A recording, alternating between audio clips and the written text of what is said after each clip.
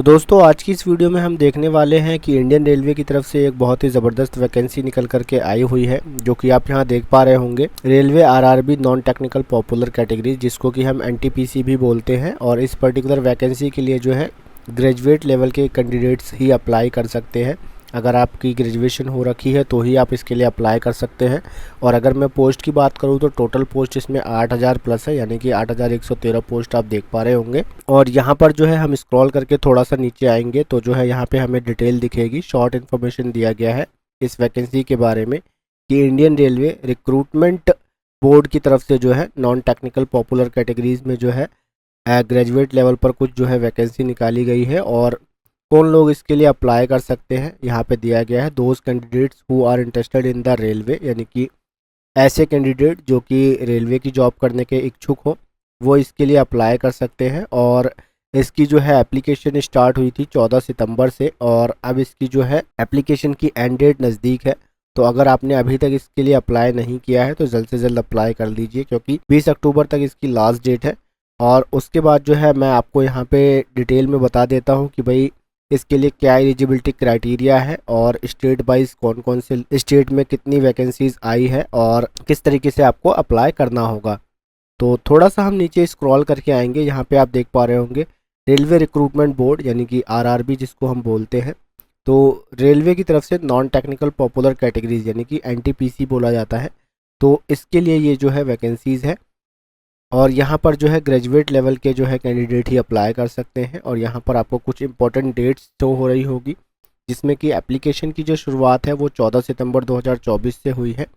और ऑनलाइन जो है लास्ट डेट आप अप्लाई जो देख पा रहे हैं कि आप कब तक लास्ट अप्लाई कर सकते हैं, तो 20 अक्टूबर 2024 तक जो है इस एप्लीकेशन के लिए आप अप्लाई कर सकते हैं। और उसके बाद जो है लास्ट डेट पे एग्ज़ाम फीस, यानी कि एग्ज़ाम की पेमेंट करने की लास्ट डेट जो है वो 22 अक्टूबर 2024 है। यानी कि लास्ट डेट जब फॉर्म की होगी उसके 2 दिन बाद तक जो है आप अपनी एग्जामिनेशन फ़ीस को पे कर सकते हैं। और उसके बाद अगर आपके फॉर्म में कोई गलती हो जाती है तो उसमें करेक्शन या मॉडिफिकेशन आप करना चाहते हैं तो 23 तारीख से जो है वो पोर्टल ऑन होगा, और 30 तारीख तक जो है आप उसको अपडेट कर सकते हैं। यानी कि 23 से 30 अक्टूबर 2024 तक जो है आप किसी भी तरीके का करेक्शन या मॉडिफिकेशन आपके रेलवे के फॉर्म में कर सकते हैं। और एग्ज़ाम की जो डेट आने वाली है वो आगे जब शेड्यूल होगा तो जो है आपको बता दिया जाएगा। और एडमिट कार्ड जब अवेलेबल होगा तब आपका एग्ज़ाम होगा। यानी कि एडमिट कार्ड अवेलेबल कब होगा, एग्ज़ाम से पहले, तो जो है आपको उसकी भी इन्फॉर्मेशन हमारे चैनल पर मिल जाएगी।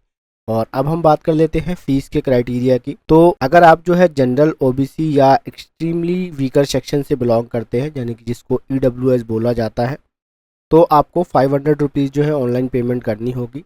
उसके बाद जो है अगर आप SC ST या PH कैटेगरी से बिलोंग करते हैं तो 250 रुपीज़ आपको देने होंगे। और ऑल कैटेगरी फीमेल, यानी कि सभी महिलाओं को जो है 250 रुपये देने होंगे, चाहे वो महिला जनरल कैटेगरी से बिलोंग करती है या OBC, EWS, SC ST से। तो महिलाओं के लिए 250 रुपये जो है फ़ीस रखी गई है। और उसके बाद जो है आपको यहाँ पर एक इन्फॉर्मेशन दिख रही होगी, after appear the stage 1 exam unreserved category OBC और EWS फी रिफंड 400 रुपीज़। यानी कि अगर आप जो है एग्ज़ाम में अपीयर होते हैं, आपका जब कभी भी एडमिट कार्ड रिलीज़ किया जाता है और आप एग्ज़ाम देते हैं, तो आपने जो है 500 रुपये की जो पेमेंट की है ना, उसमें से 400 रुपये जो है आपके अकाउंट पे वापस भेज दिए जाते हैं, यानी कि वो आपको रिफ़ंड कर दिया जाता है। तो ध्यान रहे कि आप अगर खुद से फॉर्म भर रहे हैं तो जो है आप उसमें एग्जामिनेशन फॉर्म भरते वक्त जो है आपको आपके अकाउंट की इन्फॉर्मेशन देनी होती है, बैंक अकाउंट की इन्फॉर्मेशन, IFSC कोड वगैरह वो सही डालें। या फिर जो है अगर आप किसी साइबर कैफ़े में भरवा रहे हैं तो ध्यान से जो है उनसे कहे कि आपके ही अकाउंट की डिटेल वो डालें, क्योंकि साइबर कैफ़े वाले कभी कभार ऐसा होता है कि आपका फॉर्म तो भर देते हैं, वो आपसे फॉर्म के चार्जेस पूरे ले लेते हैं, और वहाँ पर जो रिफ़ंड वाला सेक्शन होता है ना, उसमें वो अपना अकाउंट नंबर वगैरह मेंशन कर देते हैं। तो इस तरीके के आपके साथ ना हो तो जो है आप उन चीज़ों को डिटेल से एक बार वेरीफाई कर लें। और उसके बाद जो है यहाँ पर आपको दिखाया गया है कि SC ST या PH कैटेगरी से हैं या फिर आप महिला हैं तो जो है आपको 250 रुपये का रिफ़ंड मिलेगा। यानी कि अगर SC ST जो भी पेमेंट करते हैं तो उनको पूरा पूरा रिफ़ंड उनका पैसा मिल जाएगा। तो उनका फॉर्म की फ़ीस लगभग आप समझ लीजिए 0 रुपीज़ उन्होंने फ्री में फॉर्म भर लिया। ये आपकी कंडीशन कब अप्लाई होती है, जब आप एग्ज़ाम में बैठेंगे, तब आपने एग्ज़ाम दिया उसके बाद ही आपको ये पैसा रिफ़ंड किया जाएगा। तो आप पेमेंट जो है वो डेबिट कार्ड, क्रेडिट कार्ड या नेट बैंकिंग के थ्रू ईजिली कर सकते हैं। तो और इन्फॉर्मेशन हम देख लेते हैं। इसके बाद आगे आपको यहाँ पर दिख रहा है कि अगर हम बात करें एज लिमिट की, तो यहाँ पर आपको दिख रहा होगा मिनिमम एज जो है कम से कम अगर आप 18 साल के हैं तो इस जो है वैकेंसी के लिए अप्लाई कर सकते हैं, और अधिकतम एज जो है आपकी वो 36 ईयर्स होनी चाहिए। और अगर मैं एज रिलैक्सेशन की बात करूँ तो इसमें जो एज रिलैक्सेशन है वो रेलवे रिक्रूटमेंट बोर्ड की तरफ से जो तय किया जाएगा उसके हिसाब से आपको जो है इसमें एज रिलैक्सेशन मिलेगा। और यहाँ हम देख लेते हैं कि भाई आरआरबी की तरफ से जो है एनटीपीसी वाली जो वैकेंसीज़ है उसमें किस किस टाइप की वैकेंसीज़ है। तो यहाँ पर आपको सबसे पहले दिख रहा होगा कि भाई टोटल पोस्ट जो है हमारी 8113 पोस्ट है, और यहाँ पोस्ट के नाम है और वो पर्टिकुलर पोस्ट के लिए कितनी वैकेंसीज़ है और कौन से कैटेगरी के लोग अप्लाई कर सकते हैं। चीफ कमर्शियल कम टिकट सुपरवाइज़र की है जो कि 1736 पोस्ट है, और इस पोस्ट के लिए अगर आप अप्लाई करना चाहते हैं तो आपके पास बैचलर डिग्री होनी चाहिए, चाहे किसी भी स्ट्रीम की हो, जो कि रिकॉग्नाइज्ड यूनिवर्सिटी से होनी चाहिए। भारत की किसी रिकॉग्नाइज्ड यूनिवर्सिटी से आपने अगर बैचलर डिग्री ले रखी है तो इसके लिए आप इजीली अप्लाई कर सकते हैं। उसके बाद स्टेशन मास्टर की पोस्ट है जो कि 994 पोस्ट है। उसके बाद जो है यहाँ पे गुड ट्रेन मैनेजर की पोस्ट है जो कि 3144 पोस्ट है। तो इन तीनों डेजिग्नेशन के लिए जो है आपके पास बैचलर डिग्री होनी चाहिए। उसके बाद जो है 2 वैकेंसीज यहाँ पर और है जो कि जूनियर अकाउंट असिस्टेंट कम टाइपिस्ट जो कि 1507 वैकेंसीज़ है, और उसके बाद जो है सीनियर क्लर्क कम टाइपिस्ट, ये दोनों जो है टाइपिस्ट जैसी पोस्ट है जो कि इसमें जो है 732 पोस्ट खाली है।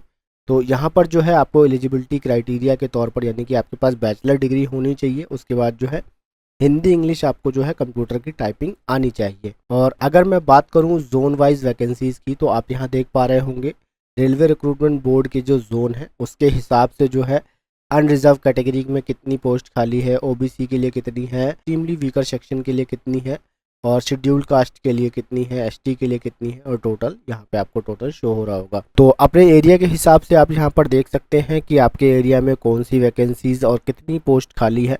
अगर आप कैटेगरी वाइज देखना चाहें तो कैटेगरी वाइज भी देख सकते हैं, ठीक है। तो यहाँ पर जो है ये तमाम चीज़ें मैं आपको शो करा दे रहा हूँ, आप इजीली चेक कर सकते हैं। उसके बाद अगर मैं बात करूं कि भाई आपको फॉर्म किस तरीके से फिल करना है, तो सबसे पहले जो है फॉर्म फिलअप करने के लिए जो है आपको रेलवे रिक्रूटमेंट बोर्ड की ऑफिशियल वेबसाइट को ओपन कर लेना है। वहां पर जाकर के जो है आपको रजिस्ट्रेशन करना होगा। उसके बाद जो है जो भी आपके डॉक्यूमेंट्स है यानी कि जो भी आपके एलिजिबल डॉक्यूमेंट्स है जिसमें आपके आईडी प्रूफ, एड्रेस प्रूफ और बेसिक डिटेल्स वगैरह के जो है प्रूफ आपको देने होंगे, तो उन सभी को आप तैयार रखें और स्कैन करके अपने पास रखें। उसके बाद जो है आपका एक फ़ोटोग्राफ और सिग्नेचर का प्रूफ भी जो है आपको स्कैन करके रख लेना है। तो इन सभी चीज़ों को जो है आपको वहाँ पर देना होगा। और अप्लाई किस तरीके से करना है उसके लिए मैं आपको प्रोसेस बता दूँ। यह आप देख पा रहे होंगे मैंने रेलवे की जो है ऑफिशियल वेबसाइट को ओपन कर रखा है। इस वेबसाइट का लिंक जो है मैं आपको मेरे डिस्क्रिप्शन बॉक्स में प्रोवाइड करा दूँगा। आप ईज़िली जो है वहाँ से क्लिक करके इस वेबसाइट के ऊपर आ सकते हैं। और वेबसाइट पर आने के बाद में यहाँ पर आपको अप्लाई का ऑप्शन दिख रहा होगा, आपको सिंपली इसके ऊपर क्लिक करना है। और जैसे ही आप अप्लाई के ऊपर क्लिक करेंगे तो यहाँ 2 ऑप्शंस आपको विजिबल होंगे, क्रिएट एन अकाउंट और ऑलरेडी हैव एन अकाउंट। तो अगर आपके पास जो है ऑलरेडी अकाउंट है, आपने पहले से क्रिएट कर रखा है, तो इसके ऊपर आपको क्लिक करना होगा। और अगर आप जो है नए यूज़र हैं तो सिंपली आपको क्रिएट एन अकाउंट के ऊपर क्लिक करना है। जैसे ही आप क्रिएट एन अकाउंट के ऊपर क्लिक करेंगे तो जो है आपके सामने कुछ इस तरीके का एक पॉपअप विंडो ओपन होकर के आएगी, जिसमें कि आपको यहाँ बताया गया है कि भाई candidate who have already created an account for any CN issued by RRB in 2024 are not required to register again. यानी कि अगर आपने इस पर्टिकुलर पोर्टल के ऊपर पहले से रजिस्ट्रेशन कर रखा है तो आपको दोबारा से रजिस्ट्रेशन करने की ज़रूरत नहीं है। They should log in using the same user name and password. आप जो है अपने उस पुराने वाले यूज़र नेम और पासवर्ड से इस पर्टिकुलर पोर्टल के ऊपर लॉग इन कर सकते हैं। तो फिलहाल जो है मैं आपको इसका प्रोसेस नहीं समझाने वाला हूँ इस पर्टिकुलर वीडियो में कि आपको किस तरीके से रजिस्ट्रेशन करना है। अगर आपको उसके ऊपर वीडियो चाहिए हो तो मेरे कमेंट सेक्शन में आप कमेंट करके मुझे बता सकते हैं, मैं उस टॉपिक के ऊपर वीडियो लेकर के आ जाऊंगा। हम इस वीडियो में सिंपली बात करने वाले थे कि भाई रेलवे की तरफ से जो है कौन कौन सी वैकेंसीज़ हमारे पास हैं और हम उसके लिए किस तरीके से अप्लाई कर सकते हैं। तो आपको जो है एप्लीकेशन फॉर्म फिलअप करने का प्रोसेस समझना हो तो आप मुझे कमेंट सेक्शन में कमेंट करके बता सकते हैं। तो फिलहाल इस पर्टिकुलर वीडियो में इतना ही। मैं मिलता हूँ आप लोगों से अपनी नेक्स्ट वीडियो में। Till then good bye.